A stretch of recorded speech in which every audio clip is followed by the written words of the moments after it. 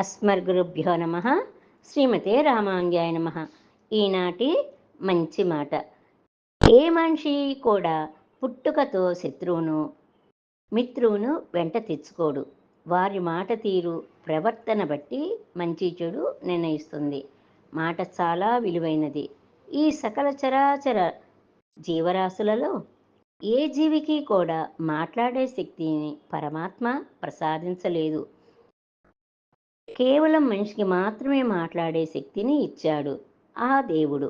అందుకే మాట్లాడేటప్పుడు 1కి 10 సార్లు ఆలోచించి మాట్లాడండి.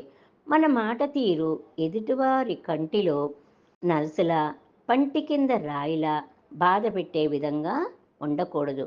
మాటలతోనూ కొంపలు కూల్చవచ్చు, కుటుంబాలను రక్షించవచ్చు.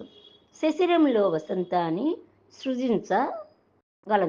సృజించగలదు. ఆరోపించినంత తేలిగ్గా ఆన్సర్లు దొరకవు.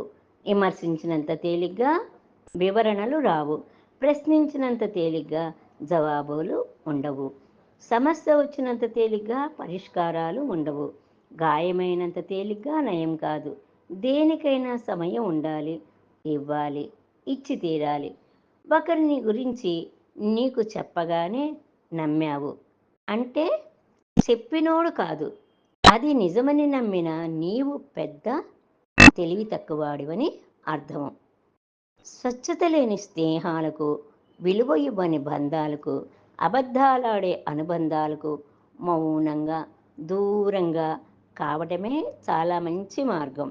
నీతో అవసరం లేకుండా నిన్ను ఎవ్వడూ ఇష్టపడడు. ఎందుకంటే స్వార్థం మనిషి జన్మ హక్కు కాబట్టి. జీవితంలోకి మంచిని పలకరిద్దాం, మంచినే కోరుకుందాం. జై గోవింద, జై శ్రీమన్నారాయణ.